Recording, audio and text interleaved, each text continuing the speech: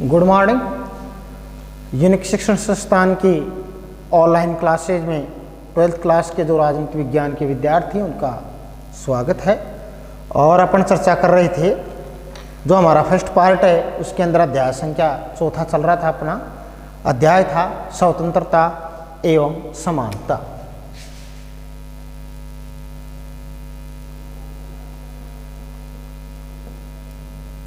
अध्याय है हमारा 4 नंबर का चौथा, स्वतंत्रता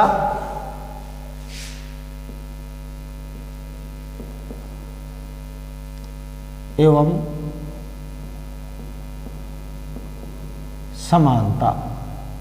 स्वतंत्रता और समानता, जिसके अंदर अपने चर्चा कर रहे थे कि स्वतंत्रता की ऐतिहासिक पृष्ठभूमि के बारे में हमने चर्चा कर ली थी कि जो स्वतंत्रता है वो अंग्रेजी के अंदर लिबर्टी जो शब्द है उसका हिंदी रूपांतरण जो निकल कर के आता है वो है स्वतंत्रता।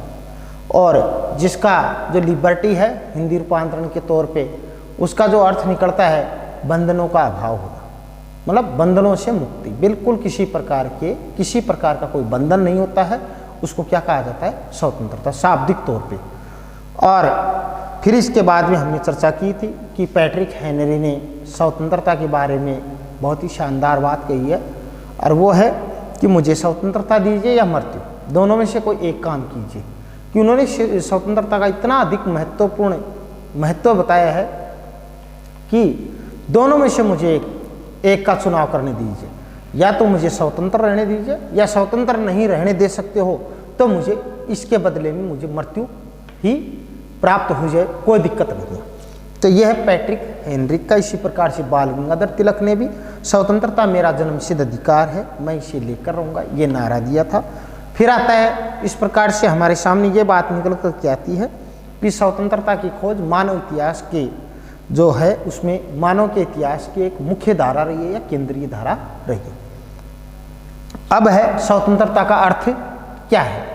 देखो, स्वतंत्रता का अर्थ हम बंधनों का अभाव होना ही, यदि स्वतंत्रता समझ बैठते हैं कि किसी प्रकार के बंधन नहीं होंगे तो वो स्वतंत्रता है, तो ये हमारा भ्रम है।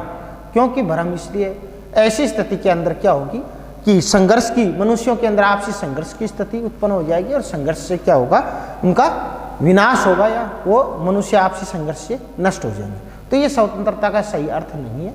स्वतंत्रता का जो सही अर्थ है वो क्या है? स्वतंत्रता से तात्पर्य क्या है कि व्यक्ति द्वारा अपनी इच्छा के अनुसार कार्य करने की उसको शक्ति प्रदान होनी चाहिए, लेकिन कंडीशन होनी चाहिए उसके पीछे। लेकिन क्या होना चाहिए? साथ साथ दूसरे व्यक्तियों की जो इस प्रकार की स्वतंत्रता है उसमें किसी प्रकार की बाधा उत्पन्न नहीं होनी चाहिए। ऐसी अवधारणा को हम क्या कहते हैं? स्वतंत्रता।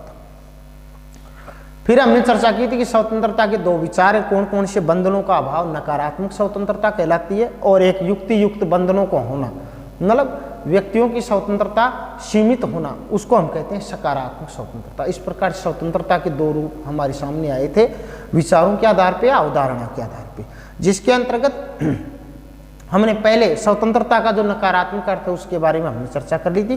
तो विचारों, स्वतंत्रता के 2 विचार हैं।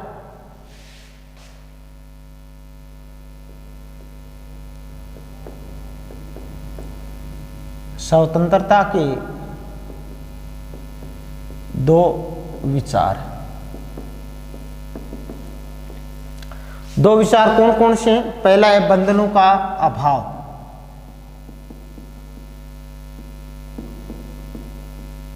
बंधनों का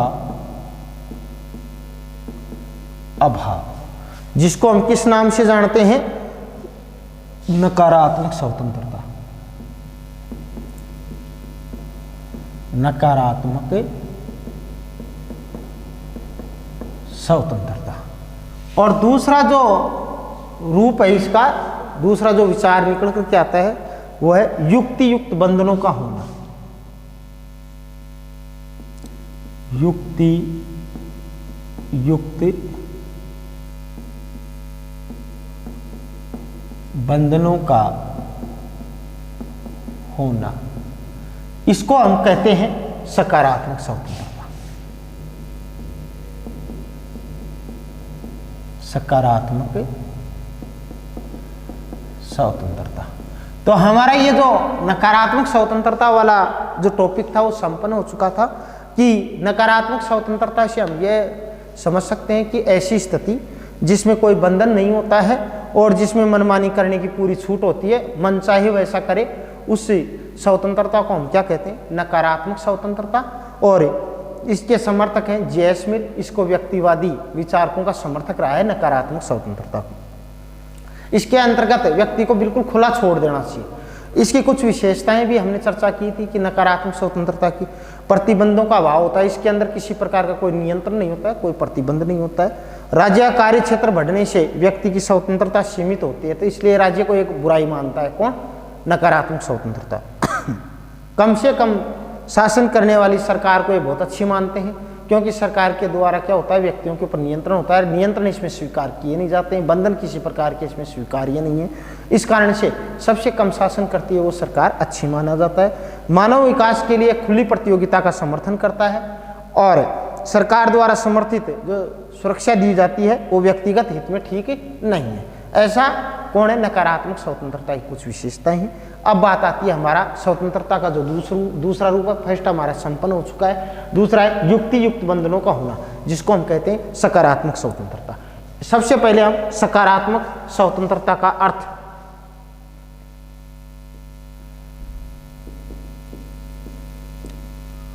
सकारात्मक स्वतंत्रता का अर्थ के बारे में चर्चा करें कि सकारात्मक स्वतंत्रता क्या होती है।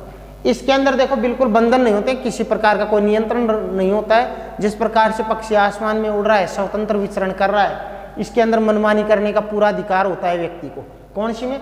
नकारात्मक स्वतंत्रता। उसके ठीक विपरीत कर लो इसको, किसको? सकारात्मक स्वतंत्रता को।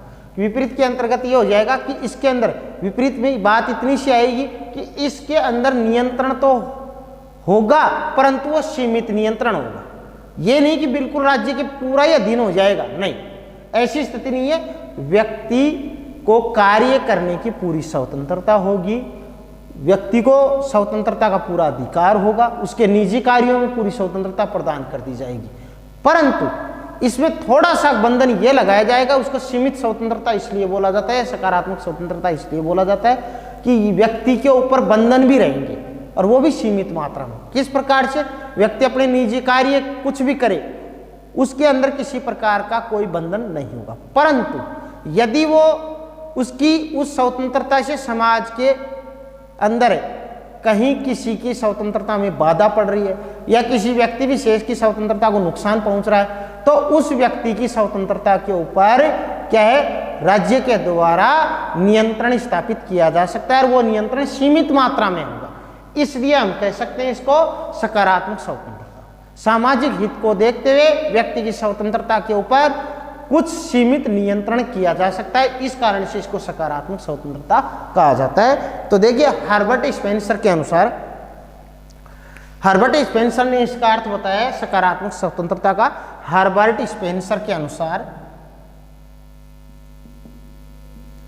हर्बर्ट स्पेंसर के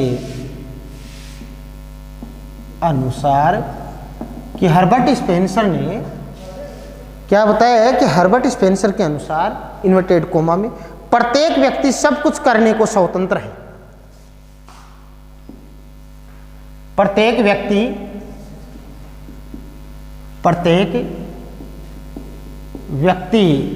सब कुछ करने को स्वतंत्र है।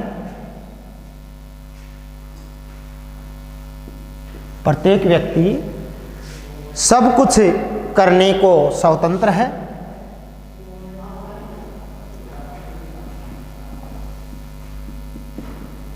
स्वतंत्र है। देखिए इसमें प्रत्येक व्यक्ति को सब कुछ करने की स्वतंत्रता प्रदान की जाती है जिसकी वह इच्छा रखता है, जिसकी वह इच्छा रखता है। कि प्रत्येक व्यक्ति को आजादी होती है, स्वतंत्रता प्राप्त होती है सब कुछ करने की जिसकी उसकी स्वयं की इच्छा होती है, लेकिन इस दौरान अन्य व्यक्तियों की लेकिन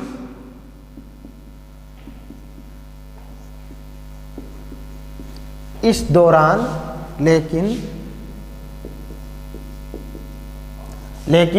इस दौरान अन्य व्यक्तियों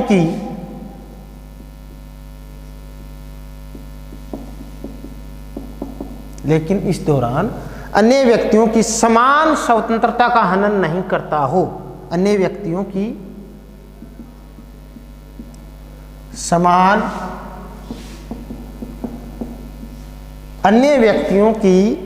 समान स्वतंत्रता का हनन नहीं करता हो। समान स्वतंत्रता का हनन नहीं करता हो। यह हर्बर्ट स्पेंसर ने परिभाषा दी है। बात यही हमारे सामने निकल करके आती है, व्यक्ति को अपने स्वयं से संबंधित सब कुछ करने की आज़ादी होती है सकारात्मक स्वतंत्रता में, जिस प्रकार से नकारात्मक स्वतंत्रता में होती है। परंतु फर्क इसमें इतना सा डाला गया है कि यदि प्रत्येक अपनी इच्छा के अनुसार वो कोई भी कार्य कर सकता है जो उसकी इच्छा है, परंतु जो वो काम कर रहा है उससे अन्य व्यक्तियों की स्वतंत्रता को किसी प्रकार का नुकसान नहीं पहुंचना चाहिए। यदि दूसरे की स्वतंत्रता का हनन हो रहा है, यदि दूसरे की स्वतंत्रता में कहीं रुकावट आ रही है, यदि दूसरे की स्वतंत्रता में कोई बाधा उत्पन्न हो रही है, ऐसी स्थिति के अंदर उसकी स्वतंत्रता को सीमित किया जा सकता है या उसकी स्वतंत्रता को नियंत्रित किया जा सकता है। इस प्रकार की स्वतंत्रता को हम क्या कहते हैं? सकारात्मक स्वतंत्रता।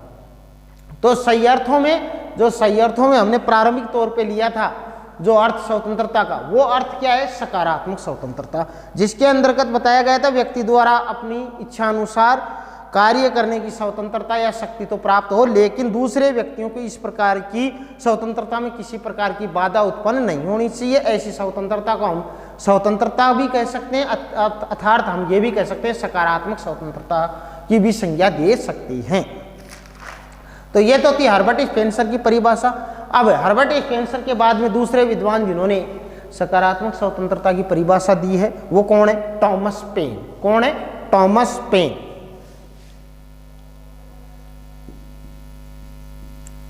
टॉमस पेन के अनुसार क्या कहा है? टॉमस पेन के अनुसार क्या है? स्वतंत्रता उन बातों को करने का अधिकार है, स्वतंत्रता उन बातों को करने का अधिकार है। कौन सी बातों को? उन बातों को करने का अधिकार है जो दूसरे के अधिकारों के विरुद्ध न हो, जो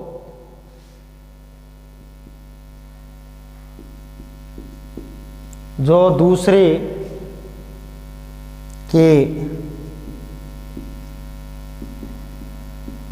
के अधिकारों के विरुद्ध नहीं, दूसरे के अधिकारों के विरुद्ध नहीं। इस प्रकार की स्वतंत्रता को हम क्या कहते हैं? सकारात्मक स्वतंत्रता। ये किसने कही है? टॉमस पेन ने। क्या कहा है? स्वतंत्रता उन बातों को करने का अधिकार है जो दूसरे के अधिकारों के विरुद्ध नहीं हो, जिसमें दूसरे के अधिकारों का हनन न होता हो, उसको हम क्या कह सकते हैं? स्वतंत्रता। तीसरे जो हैं जिन्होंने सकारात्मक स्वतंत्रता की परिभाषा दी है, महात्मा गांधी। तो महात्मा गांधी ने क्या कहा है? महात्मा गांधी स्वतंत्रता को नियंत्रण के अभाव में नहीं, बल्कि व्यक्ति का जो व्यक्तित्व है उसके विकास की प्राप्ति के रूप में देखते हैं। किसको? स्वतंत्रता को। तो महात्मा गांधी स्वतंत्रता को नियंत्रण के अभाव में नहीं, महात्मा गांधी स्वतंत्रता को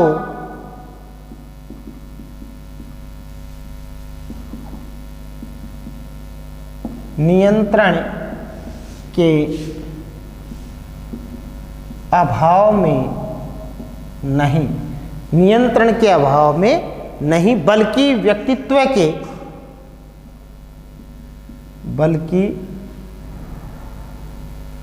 व्यक्तित्व के विकास, बल्कि व्यक्तित्व के विकास की, व्यक्तित्व के विकास की प्राप्ति के रूप में, प्राप्ति के रूप में देखते हैं। कौन?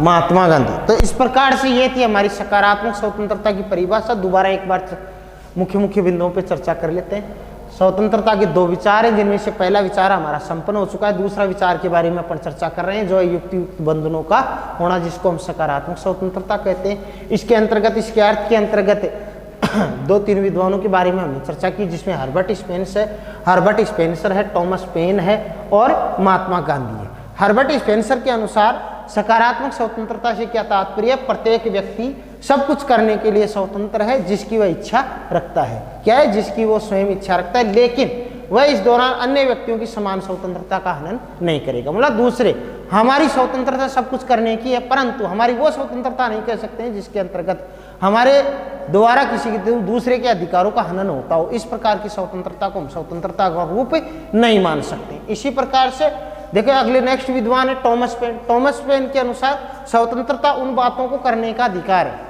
कौन सी बातों को करने का अधिकार है?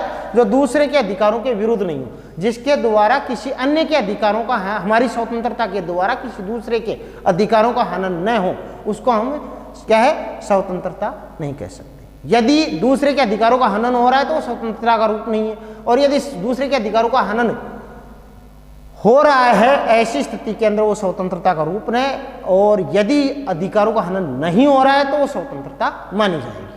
अब आता है इसी प्रकार से महात्मा गांधी के अनुसार, महात्मा गांधी स्वतंत्रता को नियंत्रण के अभाव में, बल्कि नियंत्रण के अभाव में नहीं देखते हैं, बल्कि किसके रूप में? व्यक्तित्व की प्राप्ति के, व्यक्तित्व प्राप्ति के रूप में देखते हैं। किसके रूप में देखते हैं? व्यक्तित्व प्राप्ति के रूप में देखते हैं। कौन? महात्मा गांधी। इसी प्रकार से ये तो सकारात्मक स्वतंत्रता का अर्थ। अब आता है सकारात्मक स्वतंत्रता की कुछ विशेषताएं, उनके बारे में अपन चर्चा करेंगे।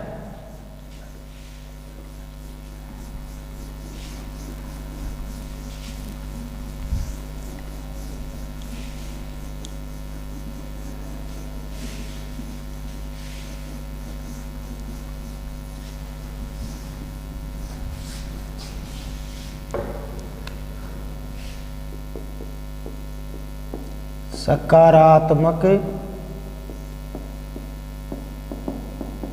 स्वतंत्रता की विशेषताएं। हमने अर्थ के बारे में चर्चा कर ली, अब इसकी कुछ विशेषताएं, उनके बारे में अपन चर्चा करेंगे। जैसे जो नकारात्मक स्वतंत्रता की पहली विशेषता है, उसको उल्टा कर दो, उसके अंदर बिल्कुल बंधन नहीं थे, इसमें बंधनों का होना आवश्यक है। तो युक्ति युक्त प्रतिबंध आवश्यक है। पहली विशेषता है युक्ति युक्त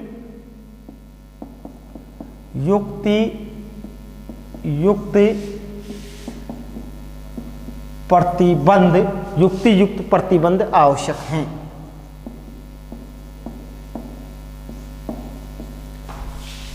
इसके अंदर दूसरा है समाज एवं व्यक्ति के हित परस्पर निर्भर हैं। समाज एवं व्यक्ति के हित, समाज एवं व्यक्ति के हित परस्पर निर्भर हैं, परस्पर निर्भर हैं। समाज और व्यक्ति एक दूसरे से जुड़े हुए हैं। यह किसका मानना है? सकारात्मक स्वतंत्रता का। तीसरी जो इसकी विशेषता है, स्वतंत्रता का सही रूप राज्य के कानून पालन में है। स्वतंत्रता का सही अर्थ क्या बताया गया है? कि राज्य के द्वारा जो कानून बनाए, उन कानूनों का पालन करना ही क्या है? सकारात्मक स्वतंत्रता। तो स्वतंत्रता का सही रूप, स्वतंत्रता का सही रूप क्या है? स्वतंत्रता का सही रूप राज्य के कानून पालन में है। राज्य के कानून पालन में है। तीसरी जो हमारे सामने, चौथी जो विशेषता निकल करके तीसरी के बाद में जो चौथी आती है, वो क्या है? सकारात्मक स्वतंत्र राजनीतिक व नागरिक स्वतंत्रता का मूल्य आर्थिक स्वतंत्रता के बिना बेकार है। चाहे राजनीतिक स्वतंत्रता समझ लो और चाहे नागरिक स्वतंत्रता, ये दोनों स्वतंत्रताएं आर्थिक स्वतंत्रता के बिना बेकार हैं। ऐसा कौन मानता है? सकारात्मक स्वतंत्रता। तो राजनीतिक व नागरिक स्वतंत्रता का मूल्य, राजनीतिक व नागरिक स्वतंत्रता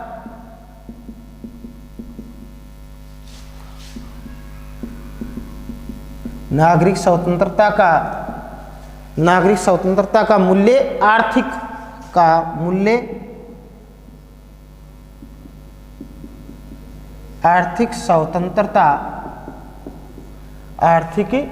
स्वतंत्रता के बिना बेकार है, के बिना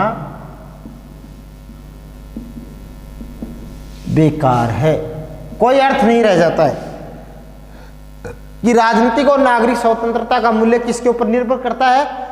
आर्थिक स्वतंत्रता क्यों नहीं? यदि आर्थिक रूप से व्यक्ति स्वतंत्र नहीं है तो उसकी राजनीतिक स्वतंत्रता भी बेकार है और नागरिक स्वतंत्रता भी बेकार है। तो इसलिए आर्थिक रूप से व्यक्तियों को स्वतंत्रता मिलनी चाहिए। पांचवी जो विशेषता हमारे सामने निकल करके आती है सकारात्मक स्वतंत्रता में, वो है दूसरों की स्वतंत्रता को मान्यता देना आवश्यक है। दूसरों की स्वतंत्रता को मान्यता देना आवश्यक है। और छठवीं जो बात निकल करके आती है वो है व्यक्ति के सर्वांगीण विकास की परिस्थितियां उत्पन्न करती है। कौन? सकारात्मक स्वतंत्रता। तो व्यक्ति के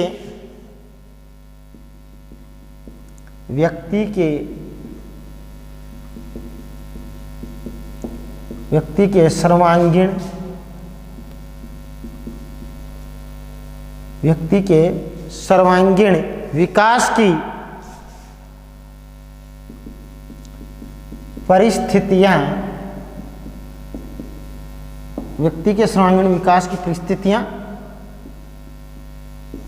उत्पन्न करती है।